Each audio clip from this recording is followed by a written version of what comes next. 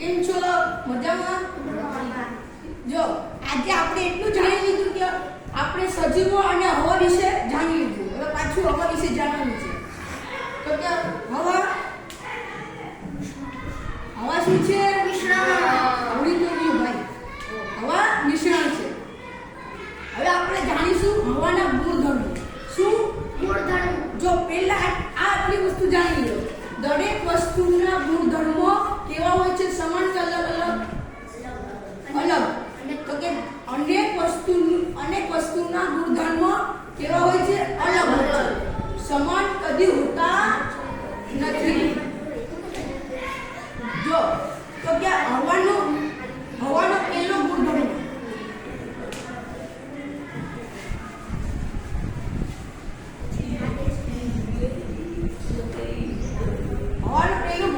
છે હવાને આપણે જોઈ શકતા નથી.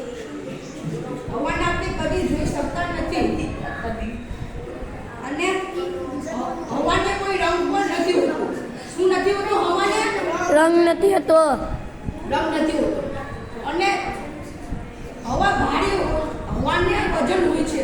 તે આપણને કેવી રીતે ખબર પડે? જો આપણે આ પ્રવૃત્તિ કરી શકીએ. એક લાંબી લાકડી લેવાની. શું લેવાની? અને જો એને ખીરીથી બાંધીને ખીરીથી લટકાવી દેવાની. શું કરવાની? ખીરીથી લટકાવી દેવાની. અને જો પછી એને ઉપરને બે ફૂંકા રાખવાના સમાન. કેવા? જો આવી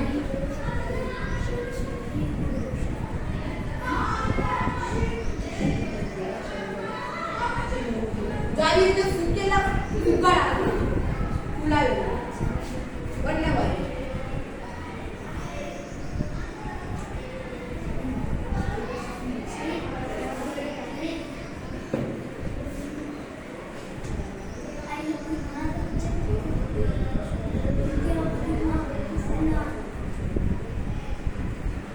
જો હવે આપણે એને ફોડી નાખીએ.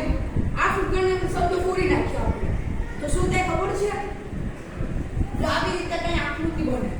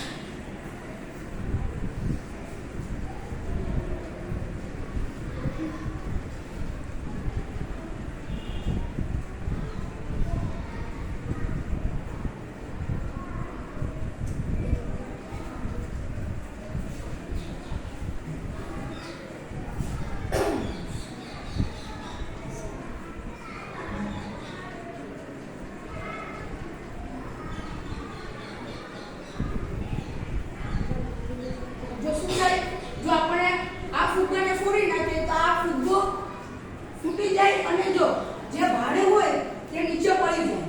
શું થાય? નીચે પડી જાય. એટલે આ પ્રવૃત્તિ પરથી આપણને એ શીખ મળી છે કે હવાને વજન હોય છે. શું હોય છે? હવાને વજન છે.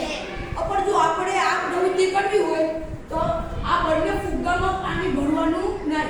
તો આપણને ખબર નહીં પડશે કે હવાને વજન હોય છે. સમજી ગયા?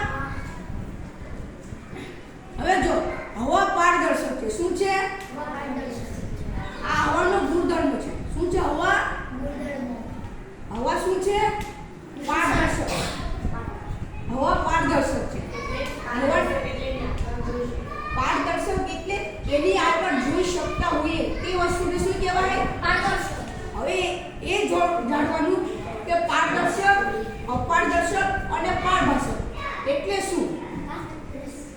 આપણે એટલું જાણવાનું કે પારદર્શક, અપારદર્શક અને પારભાષક એટલે શું? જો સબ માની લો કે આ બોર્ડ છે. એ બોર્ડની આરપાર આપણે જોઈ ન શકતા હોઈએ ત્યારે આ બોર્ડ શું છે? અપારદર્શક. શું છે? જો એક દૂધિયો કાચ છે તેની આરપાર આપણે જોઈ શકતા હોઈએ પણ ઝાપુ જોઈ શકતા હોઈએ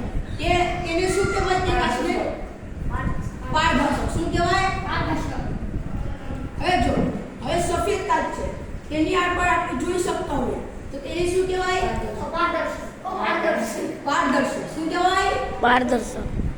જો પારદર્શક અપારદર્શક સમજી ગયા. હવે આપણે જાણીશું પડછાયો વિશે. શું શેના વિશે? જો પડછાયાને કોણમાં 3 વસ્તુ જોઈએ. શું જોઈએ ખબર છે? પ્રકાશ. શું જોઈએ? પ્રકાશ.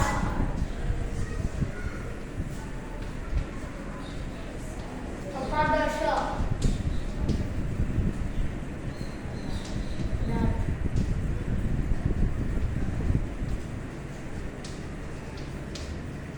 શું જોઈએ? પ્રકાશ, અપારદર્શક પદાર્થ અને પડછાયો. શું જોઈએ? પડદો. જો આ 3 વસ્તુ થઈ ગઈ હોય તો શું બની જાય? પડછાયો. હવે તમને એ આ બંને સમજી ગયા છો. પ્રકાશ અને અપારદર્શક પદાર્થ સમજી ગયા ને? હવે પડદો સમજ્યા નથી. જો અહીંયા ટોર્ચ લઈને કોઈ ઊભો રહે અને હું અહીંયા આવી જાઉં તો આ શું છે? બોર્ડ. તો આ એક પ્રકારનો પડદો જ છે. શું છે? પડદો. જો આ બોર્ડ ન હોત પાછળ તો ને ઇમારત પડી ન હોત તો શું થાત? પડછાયો દેખાય નહીં. રાઈટ. જો પડછાયો બનાવવા માટે પ્રકાશ, અપારદર્શક પદાર્થ અને પડદો જોઈએ એટલે જોઈએ છે. જો આ 3 વસ્તુ ન હોય તો પડછાયો ક્યારે બને?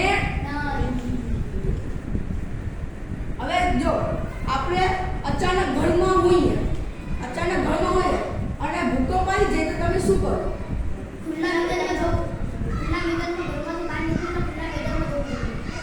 તમારી પાસે એટલું પણ સમય નથી. જો આ ટેબલ છે.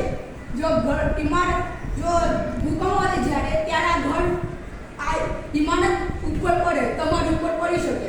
જો ઘરમાં ટેબલ તે ન હોય તો આવા ખૂણામાં શાંતિથી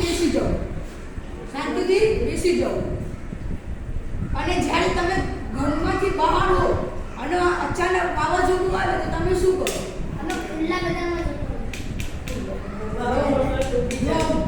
ખુલ્લા મેદાનમાં તમે જાઓ તો હવા આવે એટલે તમે તરત ઊભી જાઓ. હવે તમારે એ જાણવું કે વાવાઝોડું એટલે શું? કોઈને ખબર છે? જો વાવાઝોડું હોય ને દરિયા કિનારે આવે.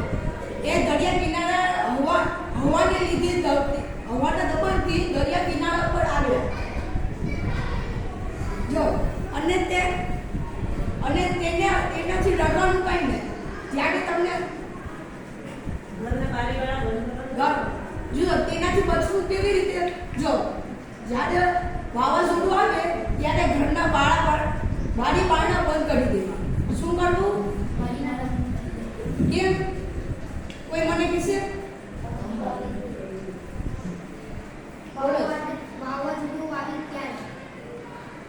કેમ બંધ કરી દેવા? તેનું કારણ આપો. બારી ખુલ્લી હોય તો બારીમાંથી પવન આવે અને એનાથી આપણે નુકસાન થાય. જો આ બારી બંધ કરી દઈએ તો આપણે પવન આપણા ઘરમાં કે આવી શકે નહીં. હવે જો નુકસાન ન થાય. હવે તમને થતું હશે કે મોટા શહેરોમાં ફેક્ટરીઓ પર ચીમનીઓ શા માટે રાખવામાં આવે છે? હું તમને જણાવું. તમને ખબર છે? જો ફેક્ટરીઓ ચીમનીઓ એ માટે રાખવામાં આવે છે. જો હું તમને આકૃતિ બતાવું ચીમનીઓની.